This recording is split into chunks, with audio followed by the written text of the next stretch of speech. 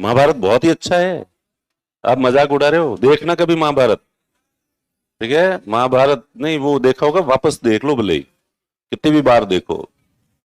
मेरे जब भी यहाँ माता जी आते हैं तो वो महाभारत लगा के बैठ जाते हैं, तो मैं उनके पास बैठता हूँ, तो मैं वापस देखता हूँ, तब मुझे लगता है अरे यार कितने अच्छे डायलॉग्स हैं। ठीक है, कितना अच्छा डायरेक्शन है, सब कुछ इतनी अच्छा है। महाभारत तो आप वापस देखो तो बंद के रह जाते हो, आप फिर थोड़े दिन नशा हो जाता है महाभारत देखने का। अगर आपने गौर से नहीं देखा है तो टाइम निकाल के कभी देखना महाभारत तो। हाँ, रामायण तो बहुत ही स्लो है, इतनी धीमी गति का समाचार है कि आप बैठे बैठे एक तीर वहां से वहां पहुंचने में ही इतना टाइम लगा देता है कि फिर जितने में थोड़ी देर के यार खाना खा लेते हैं, टॉयलेट करके आ जाते हैं। ठीक है, महाभारत तो बहुत ही अच्छा है। बी आर चोपड़ा ने जो उस जमाने में, स्पेशली उसके जो डायलॉग्स हैं वो बहुत बैलेंस। फिर भी खैर, मैंने मेरी फेवरेट फिल्म जो है वो बताई होगी। गाइड देखी कि नहीं देखी तुम लोगों ने? गाइड, गाइड देवानंद की गाइड जो है, गाइड देखना, बहुत ही अच्छी मूवी है। बुक है, उस पे है। हाँ, गाइड जो है मेरी फेवरेट मूवीज में से एक है। ठीक है। पुरानी मूवी है देवानंद की। चलिए, और साहित्य पढ़ा करो। जितना साहित्य पढ़ोगे तुम्हारे व्यक्तित्व का विकास उतना ही ज्यादा होगा। ठीक है। कहानी, कहानियां, उपन्यास, और ये पढ़ने का शौक रखते हो या नहीं रखते हो? और उसमें फिर मेरे फेवरेट है, नहीं, गुनाहों का देवता मुझे कभी, कुछ चीजें हैं जो पता नहीं मुझे भगवान ने मैन्युफैक्चरिंग, मेरे थोड़ा मिस्टेक है इस वजह से है। मुझे ये कुछ चीजें, गुनाहों का देवता बहुत लोकप्रिय है, धर्मवीर भारती का उपन्यास, और 90% लोगों, 99% लोगों को बहुत पसंद आता है। और जिनको पसंद आता है, वो जिस तरह से जैन जी को सैयारा मूवी पसंद आई थी, और जैन जी जिस तरह से सैयारा देख के रोए हैं, उससे भी कई गुना ज्यादा लोग गुनाहों का देवता देख के रोते हैं। ठीक है, सैयारा में जिस तरह से जैन जी रोते हैं, गुनाहों का देवता पढ़ के जो है उस जमाने के लोग उतने रोते हैं। इस तरह का उपन्यास है। पर मुझे बहुत ज्यादा आदर्शवादी लगा। अरे, मुझे बहुत ज्यादा आइडियलिस्टिक लगा, इसलिए मुझे वो व्यवहारिक नहीं लगता। इसलिए मैं आधा ही पढ़ पाया, और उसके बाद मैं पढ़ नहीं पाया। हालांकि मुझे इस चीज का दुख है, मुझे लगता है कि शायद मेरी समझ उतनी ज्यादा अच्छी नहीं है जितनी होनी चाहिए। और धर्मवीर भारती जो लेखक हैं वो जाने भी इसी के लिए जाते हैं, गुनाहों का देवता के लिए जाने जाते हैं, जबकि मुझे उनका सूरज का सातवां घोड़ा ज्यादा व्यवहारिक, बहुत रियलिस्टिक लगता है, और यूं बहुत ही ज्यादा अच्छा लगता है। ठीक है, तो और चित्रलेखा मेरा फेवरेट है। अगर इतने सारे उपन्यास है उनमें मेरा फेवरेट अगर कोई है तो वो है चित्रलेखा, भगवती चरण वर्मा का। ठीक है, तो वो जरूर पढ़ना आप। और उसका जो मैसेज है वो और ही ज्यादा आपको ब्रॉड माइंड बना देगा। नथिंग इज गुड और bad in this world, our thinking makes it so. दुनिया में कुछ भी अच्छा नहीं होता, कुछ भी बुरा नहीं होता, ये केवल हमारी मानसिकता है, हमारे सोचने का नजरिया है। जिस तरह के परिवेश में हम पलते बढ़ते हैं, और अपने परिवार में, सोसाइटी में, आसपास के लोगों ने जिस तरह के विचार हमारे अंदर, संस्कार विकसित किए हैं, उसी के हिसाब से हमारे जो नैतिक मूल्य हैं वो भी विकसित हुए हैं, और उसी के आधार पर हम किसी चीज को अच्छा या बुरा कहते हैं। वास्तव में एब्सोल्युटली कुछ भी अच्छा नहीं होता, कुछ भी बुरा नहीं होता, ये केवल हमारे सोचने का नजरिया है। और जिस दिन आप ये चीज समझ जाओगे, उस दिन आप बहुत ज्यादा मैच्योर हो जाओगे, परिपक्व हो जाओगे। और इस चीज को समझने के लिए आपको पढ़ना चाहिए चित्रलेखा। कौन सा? और लेखकों में मेरे फेवरेट लेखक है खलील जिब्रान। ओह, क्या हुआ, तुम लोगों ने नाम ही नहीं सुना, यूं ही? ओ, कितने लोगों ने नाम सुना खलील जिब्रान का? अच्छा, पढ़ा भी है खलील जिब्रान को? है, कोटेशंस जो है वो पढ़े हैं, हाँ, तो बस उसमें वही पढ़ सकते हैं। ज्यादा पढ़ भी नहीं सकते। खलील जिब्रान मैं भी पढ़ता हूँ तो मुझे को 10-20% ही समझ में आता है, बाकी चीजें मुझे समझ में नहीं आती, और इसलिए वो मुझे थोड़े चैलेंजिंग लगते हैं खलील जिब्रान। ज्यादा चीजें समझ नहीं आती, मैं उनको समझने की कोशिश करता हूँ। तो जैसे मैंने सुना ही होगा, मैं सुनाता रहता हूँ खलील जिब्रान का। संयोग से तो इस क्लास में श्रृंखला नहीं चली, वरना मैं एक दो कोटेशन रोजाना जो है वो सुना देता हूँ। लोमड़ी ने सुबह सुबह अपनी छाया देखी और उसने सोचा कि मेरे नाश्ते के लिए एक ऊंट की जरूरत है। लोमड़ी ऊंट की तलाश में निकली और शाम हो गई, लोमड़ी को ऊंट नहीं मिला। फिर उसने अपनी छाया देखी और उसने सोचा मेरे लिए तो एक चूहा काफी होगा। खत्म हो गई बात। अब इसका मतलब निकालो देखें। अरे चुप हो जाओ। हाँ हाँ, सेल्फ इमेज कितनी बड़ी है। सेल्फ इमेज नहीं, आज व्यक्ति जो है कई बार अपना सही मूल्यांकन नहीं करता। लोमड़ी ने सुबह सुबह छाया देखी तो सुबह सुबह छाया बहुत बड़ी बनती है, तो उसे लगा, उसने खुद को न देख के छाया को देखा, और वो इतनी बड़ी दिखी तो उसे लगा कि अपन तो इतने विशाल काय हैं कि नाश्ते के लिए भी ऊंट चाहिए। और दोपहर में छाया इतनी छोटी बनती है कि उसने कि भाई मेरे लिए तो एक चूहा भी काफी होगा। तो तुम में से कई लोग, अभी मैं आईएएस बनूंगा, आरएस बनूंगा, लास्ट में क्या अपने मास्टर की नौकरी भी काफी है। तुम में से कुछ लोग फोर्थ ग्रेड का फॉर्म भी, तुम में से भरा तो नहीं है फोर्थ ग्रेड का फॉर्म? भरा तो होगा, ऐसे कई लोग होंगे। दूसरा, ईश्वर कितना दयालु है कि वो हमारी प्रार्थनाएं नहीं सुनता। ओए लड़की, कब से बातें कर रही हो तुम बदतमीजों की तरह? दांत और निकाल रही हो? सबसे सामने खड़ा करके बाहर निकालूं क्लास से? नहीं, चलो ठीक है।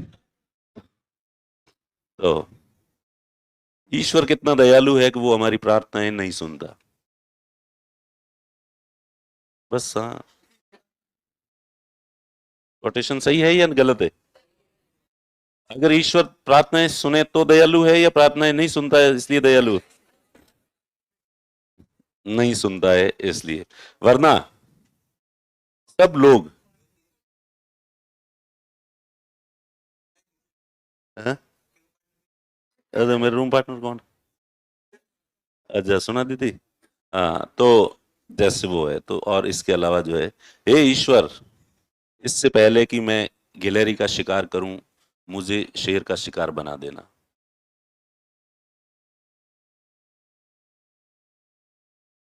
हाँ, इससे पहले कि मैं गिलहरी का शिकार करूं, मुझे शेर का शिकार बना देना।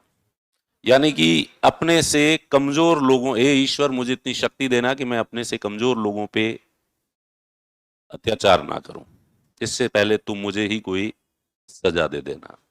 ठीक है। एक बार मैं बादलों पे बैठ के सैर कर रहा था, तो वहां से मैंने देखा, न तो एक देश को दूसरे देश से बांटने वाली कोई रेखा दिखाई दे रही थी मुझे, न एक धर्म को दूसरे धर्म से, और न एक जाति को दूसरी जाति से बांटने वाली कोई सीमा रेखा दिखाई दे रही थी। लेकिन अफसोस कि आदमी बादलों पे बैठ नहीं सकता।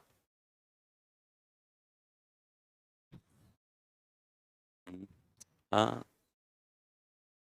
क्या मतलब?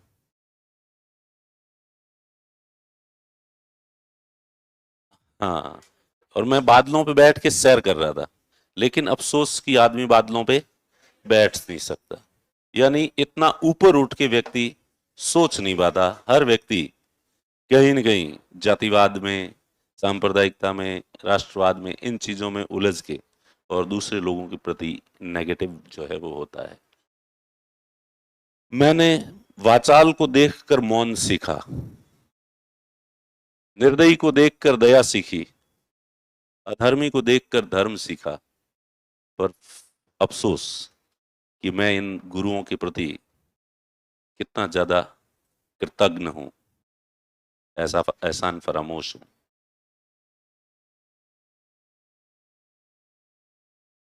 बताओ दे। मैंने वाचाल को देखकर मौन सीखा, निर्दयी को देखकर दया सीखी, अधर्मी को देखकर धर्म सीखा, फिर भी अफसोस कि मैं अपने इन गुरुओं के प्रति कितना एहसान फरामोश हूं। ये पॉजिटिविटी की पीक है, चरम है। हम किसी व्यक्ति को ज्यादा बकबक करते हुए देखते हैं ना, तो हमें लगता है कि हम सीखते हैं कि आदमी को चुप रहना चाहिए, इतना बकबक नहीं करना चाहिए। तो हमें चुप रहना चाहिए, ये सिखाया किसने? बकबक करने वाले ने। तो इस कायदे से वो हो गया हमारा गुरु, उसने हमें इतनी अच्छी बात सिखाई, लेकिन फिर भी अपन उससे नफरत करते हैं। अरे माता खाए, निर्दयी व्यक्ति है, किसी ने किसी को क्रूरता से कत्ल किया है, उसको देखकर हमारे अंदर दया उमड़ती है। तो हमारे अंदर दया का भाव उत्पन्न करने में उसका कितना बड़ा योगदान है, लेकिन फिर भी निर्दयी व्यक्ति के प्रति हम नफरत करते हैं उससे। तो कुल मिला के खलील जिब्रान इतने बुरे लोगों में भी अच्छा ही देख लेता है कि यार वो कितने भी बुरे हैं, लेकिन फिर भी कहीं ना कहीं वो कुछ न कुछ समाज को सिखाते हैं।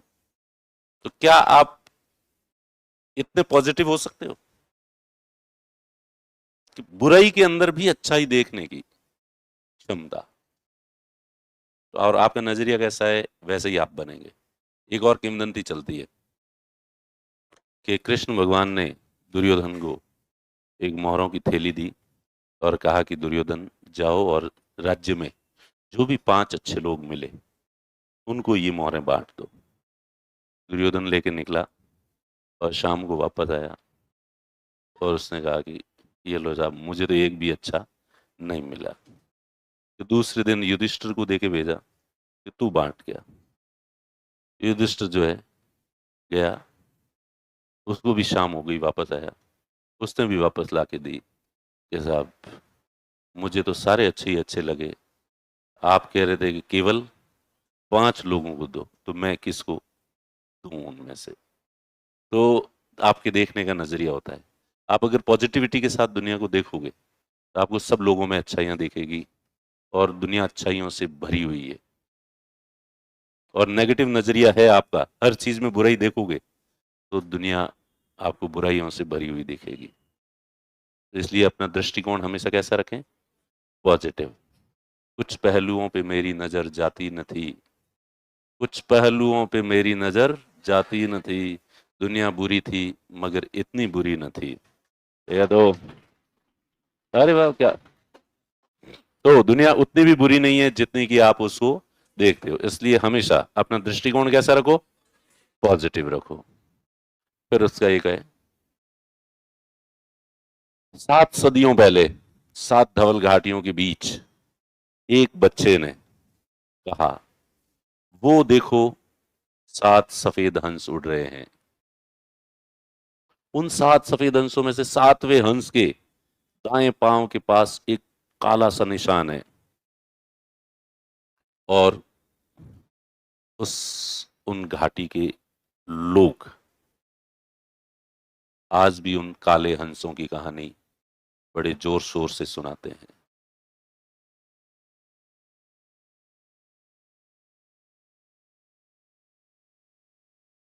हम्म।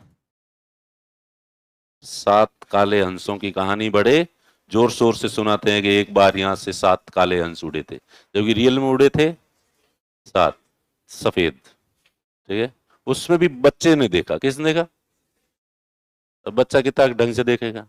उसने भी क्या कहा था कि एक हंस के दाएं पांव के पास में काला निशान है, लेकिन समय के साथ बढ़ते बढ़ते बढ़ते बढ़ते वो बात सारे हंस ही क्या कर दिए? काले कर दिए। तो ये समाज है, बात तिल का ताड़ बनाना। तो समय के साथ जो है समाज, एक रात मैंने मनुष्य को आनंद देने वाली एक चीज की खोज की। सीधे दांत निकालने शुरू हो गए थे।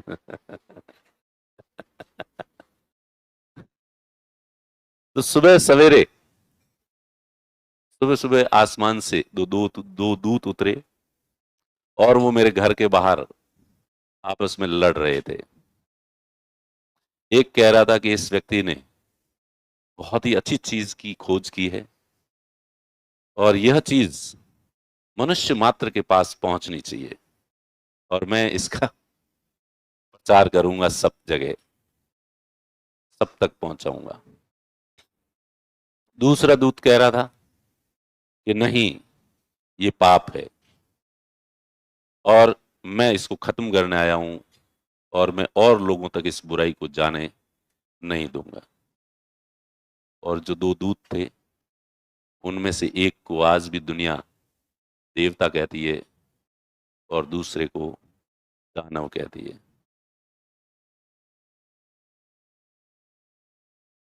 अब अपनी तरफ से इंटरप्रिटेशन कर दो, देखें।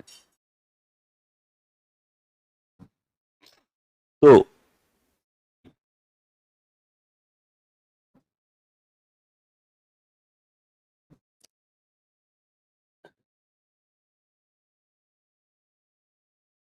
ऐसे सैकड़ों जो है वो इसके कोटेशंस जो है। एक बार मैंने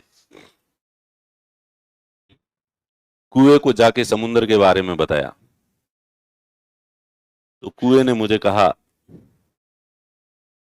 कि तू अतिवादी है, अतिशयोक्तिपूर्ण वर्णन करता है, असंभव को संभव बताने जैसी बातें कर रहा है, तेरी बातों पे मुझे बिल्कुल ही भरोसा नहीं है।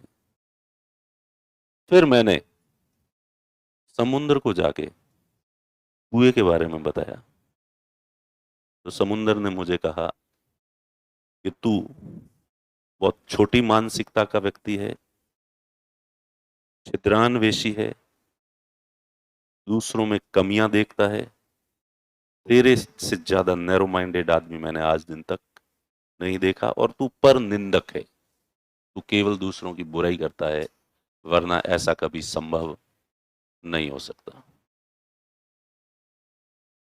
इसको तो समझा दो, ये तो बहुत सिंपल सा है।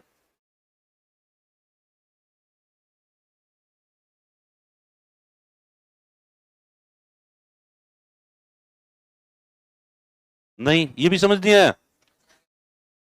जो बड़े दिमाग दिल का आदमी होता है, ब्रॉड माइंडेड होता है, उसके सामने आप ऐसे बातों व्याख्या करोगे, लोग इतने नैरो माइंडेड भी होते हैं तो उससे ये भरोसा नहीं होता। उसे लगता है कि ये आदमी दूसरे की बुराई कर रहा है। ऐसा कैसे हो सकता है? उसे लगता है सभी लोग ब्रॉड माइंडेड ही होते होंगे। जैसे यूरोपियंस के सामने जाके और इंडियन अपनी जो मानसिकता है इसके बारे में बताओ, तो एक आम अच्छा यूरोपियन इस बात पे, आजकल तो इंटरनेट का जमाना है और अपने लक्षण पूरी दुनिया को सर्वविदित है, वरना पहले के कोई इतने भी बुरे लोग थोड़ी हो सकते हैं, उनको ऐसा लगता है। और अपने यहाँ पे लोगों को बता दो कि यूरोप के लोग इतने भले होते हैं, बहुत नैतिक होते हैं, वो दूसरों की सुविधा का बहुत ध्यान रखते हैं, वो ट्रैफिक नियमों का पालन करते हैं, है कूड़ ठोके अड़ो वे ही नहीं सके। तो अलग अलग तरह के लोगों का माइंडसेट जो है वो अलग अलग होता है। एक बहुत बड़ा वट वृक्ष था, हवा से उसके डाल हिल रहे थे, तो उसके नीचे जो दूब थी, दूब ने, वो डाल हिल रहे थे तो उससे कभी धूप आ रही थी तो कभी छांव आ रही थी। तो दूब ने धूप से शिकायत की कि तू मुझे डिस्टर्ब कर रही है, कभी धूप तू आ रही है, कभी छांव आ रही है, इससे मेरे आराम में विघ्न पड़ रहा है। तो धूप ने कहा इसमें मेरा दोष नहीं है, ये एक महान बहुत बड़ा विशाल वटवृक्ष खड़ा है और इसके बहुत बड़े बड़े डाल हैं, और हवा की वजह से ये डाल हिलते हैं, इस वजह से तुम पे कभी धूप आ रही है और कभी छांव आ रही है। तो दूब ने सिर उठा के देखा वटवृक्ष को, और उसको क्या क्या खाक विशाल वटवृक्ष है तो ये भी घासी, बस थोड़ी सी बड़ी है। इसका मतलब निकाल के बता दो। तो खलील जिब्रान की ये डायलॉग्स हैं, ये आपको सोचने पे मजबूर करते हैं। इसलिए अपन कई बार, आदमी की पॉजिटिविटी है कि वो किसी भी बड़े आदमी को देखेगा, उसमें और उसमें सिमिलरिटी क्या है, केवल उनको देख के उसकी की बाकी चीजों को है करके इग्नोर कर देता है। ठीक है, कि उसमें घास में और विशाल वटवृक्ष में एक समानता है कि दोनों वनस्पति है। उसने केवल उस चीज को देखा और उसको भी अपने बराबर मान लिया कि है वो भी घास और मैं भी घास, बस वो थोड़ा सा बड़ा है। और इससे दोनों भाव आते हैं। एक तो इस बहाने व्यक्ति अपने आप को पॉजिटिव बनाए रखता है, अपने आप को पॉजिटिव बना के रखता है कि यार वो भी एक घास ही है, बस थोड़ा सा बड़ा है। और दूसरे तो इस नजरिए से तो ये ठीक है, ये प्रवृत्ति व्यक्ति की जो प्रवृत्ति होती है। तो अपन जैसे मैं जब पढ़ता था, आपकी तरह स्टूडेंट था, तो अभी तो आपके इतने टॉपर्स जो है आपकी क्लास में आते रहते हैं और आपसे टॉपर्स से रूबरू होने का बहुत मौका भी मिलता है आपको, तो उससे आप अपने आप को कंपेयर कर सकते हो। हमारे ज़माने में ऐसा जो है वो इतनी मोबिलिटी थी नहीं, गतिशीलता थी नहीं, तो लोगों से आपस में मिलने का काम बहुत कम पड़ता था, और सेलेक्टेड लोगों से तो मिलने का काम न के बराबर पड़ता था। कभी हमने देखे नहीं थे सेलेक्टेड लोगों को, इसलिए हम प्रतियोगिता दर्पण और ये क्रॉनिकल, ये मैगजीन्स खरीदते थे और इनमें इनके इंटरव्यू आते थे, और वो इंटरव्यू सब हम खरीद के लेके आते, तो आते ही सबसे पहले इंटरव्यू पढ़ते थे। और इंटरव्यू में वो जो लेता था तो उसमें उसके ये पूछा जाता था कि 10th में कितने परसेंटेज थे, 12th में कितने परसेंटेज थे, ग्रेजुएशन में कितने परसेंटेज थे। तो अपन अपने वाले देखते कितना, और उसके फिर देखते कि 80%, 90%, अरे बढ़ने दे रहे यार ये तो। फिर उसके जो है हॉबीज क्या हैं, और अपनी हॉबीज और उसकी हॉबी मिलती हैं या नहीं मिलती हैं, और एक दो हॉबी मिल जाती तो फिर कहते है तो ये भी घास ही,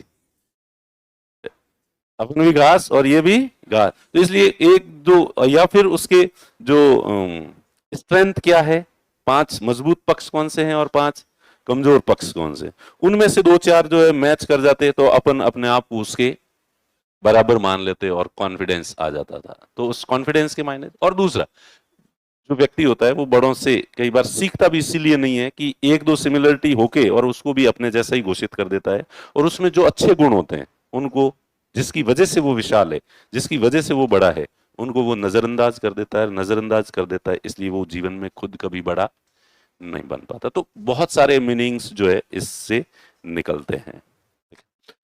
चलो ठीक है, खैर ऐसे बहुत सारी चीजें जो है वो है, अभी अपन पढ़ लेते हैं। देखिए अपन क्या पढ़ रहे थे, एक है खलील जिब्रान की स्टोरी है द एविल, शैतान कहानी है। उस कहानी को जो है वो आप जरूर पढ़ना, ठीक है, कल उस कहानी को पढ़ के आना। कौन सी कहानी, द एविल या शैतान। उसमें शैतान की तुलना ईश्वर से की गई है, और उसमें यह प्रूव किया गया है कि दुनिया के लिए जितना ईश्वर जरूरी है उतना ही शैतान जरूरी है, और शैतान भी उतना ही महान है जितना ईश्वर मान। देखो आदमी का पॉजिटिविटी की चरम देखो, तो एक तो होते हैं ट्रेडिशनल तरीके से सोचने वाले थिंकर्स, एक सिक्के के दूसरे पहलू को जिसको हम अभी तक नजरअंदाज करते आए हैं, तो वो खलील जिब्रान उन बातों की तरफ ध्यान दिलाता है कि जो अब तक आप जैसे बुरा मानते हो वो भी उतना बुरा नहीं है जो आप जितना उसके बारे में सोचते हो। ठीक है, तो आप तो शुरुआत करो बेसिक से। कहां से शुरू करो, बेसिक्स। खलील जिब्रान जो है जितने भी राइटर्स हैं उन सारे लेखकों में सबसे सिरमौर जो है वो श्रेष्ठ लेखक माने जाते हैं। आज भी उनकी बराबरी के लेखक बहुत कम हैं, और जितने अच्छे लेखक हैं, और वो तो मैंने ये पढ़ा कि ओशो ने भी खूब जब पढ़ लिया था तब ओशो ने लास्ट में 2-1 साल 3 साल तक अज्ञातवास लिया था, और उसने घोषणा की थी कि अब मैं खलील जिब्रान को पढ़ूंगा।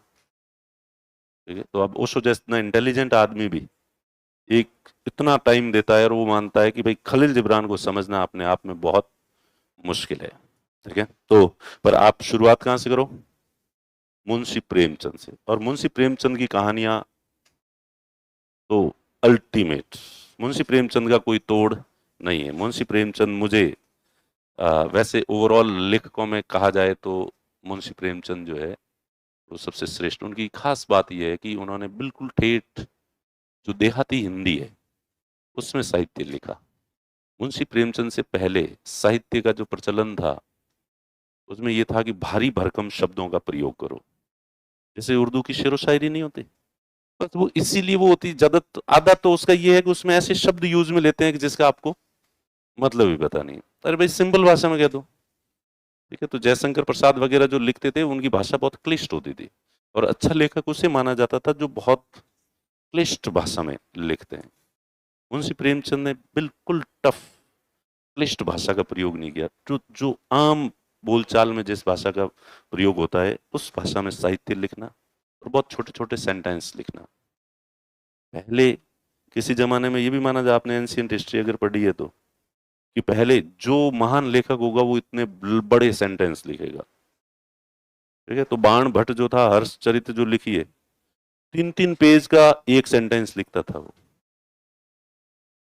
कितने 2-2, 3-3 पेज में उसका एक सेंटेंस खत्म होता था। तो पहले साहित्य की ये विशेषता थी। मुंशी प्रेमचंद ने इन बातों को, मुंशी प्रेमचंद ने कहा कि जो बात कह रहे हैं वो महत्वपूर्ण होनी चाहिए, भाषा को कठिन करने से साहित्यकार नहीं कहलाता। इसलिए मुंशी प्रेमचंद का जो साहित्य है बिल्कुल रोजमर्रा के जो बोलचाल की भाषा है, जो यूपी में वगैरह जो है बोली जाती है, अपने यहाँ तो राजस्थानी बोली जाती थी, तो उनके जो रोजमर्रा के जीवन में जो सामान्य भाषा बोली जाती है उसमें साहित्य लिखा, बहुत छोटे छोटे सेंटेंस लिखे, लेकिन जो मतलब है वो बहुत महान और हर व्यक्ति को समझ में भी आता है। ईदगाह कहानी पढ़ी है?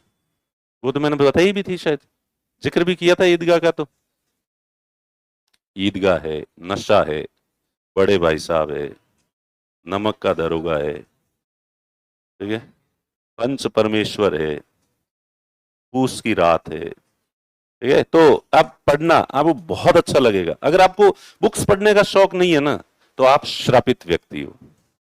कैसे व्यक्ति हो? आप पे ईश्वर ने जीवन का जो सबसे बड़ा आनंद है उससे वंचित करके भेजा है। किसी आदमी के जबान हो ही नहीं तो उसको गुड़ का कभी स्वाद ही नहीं आएगा। गुड़ या मिठाई या जो भी स्वाद है वो उसको कभी आएंगे ही नहीं। तो बस उस आदमी के साथ ईश्वर ने अगर अन्याय किया है, तो अगर आपको साहित्य का आनंद नहीं आ रहा है तो इसका मतलब आपको जीभ से भी बहुत बड़ी चीज से आपको वंचित करके भेजा है। इसलिए पता करें कि क्या पता आपको वो रुचि हो। इसलिए मुंशी प्रेमचंद की, और शुरुआत वहीं से करो, मुंशी प्रेमचंद की कहानियों की पुस्तक लाओ और फिर उनके जो उपन्यास हैं वो लाओ और पढ़ो। और उससे समय की बर्बादी नहीं है, वो ही समय का सही उपयोग है। उससे आपके व्यक्तित्व का विकास होगा और कॉम्पिटिटिव एग्जाम्स में पास होने की संभावनाएं ज्यादा बढ़ जाती है जब आप ये साहित्यिक कृतियां जो है, पुस्तकें पढ़ते हैं। इससे आपके चिंतन करने की, सोचने की, समझने की क्षमता जो है बहुत विकसित होती है और जीवन में भी हर फील्ड में ये बहुत काम आती है आपके व्यक्तित्व के निर्माण में।